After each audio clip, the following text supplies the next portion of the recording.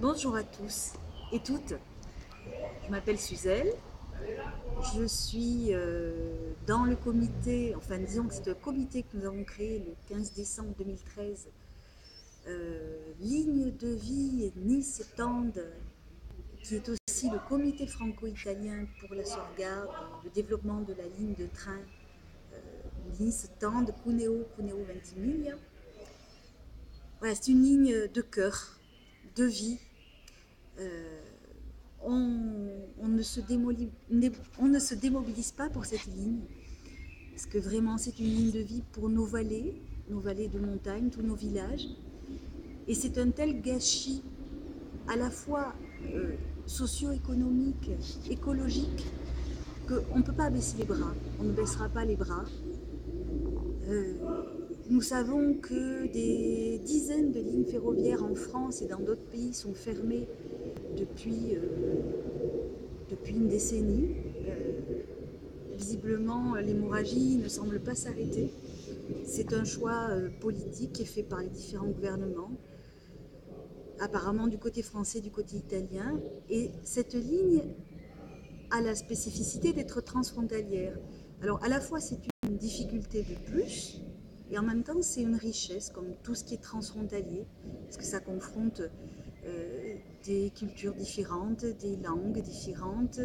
Euh, donc il y a une potentialité économique qui est particulière. Et cette ligne, elle est vraiment emblématique de toutes ces potentialités. La fermer, c'est tirer un trait sur une histoire qui est partie prenante d'une identité aussi. C'est extrêmement affectif. Donc voilà, tout ça se mélange.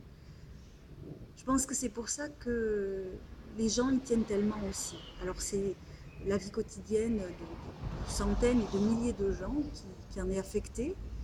On le voit par le nombre de signatures dont ont bénéficié les différentes pétitions pour cette ligne.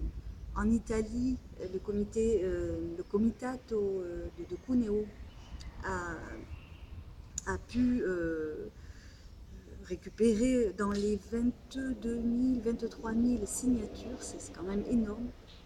Voilà, pour l'instant, ça n'a rien donné. Les Amis du Rail ont fait une pétition avec plus de 8 000 signatures.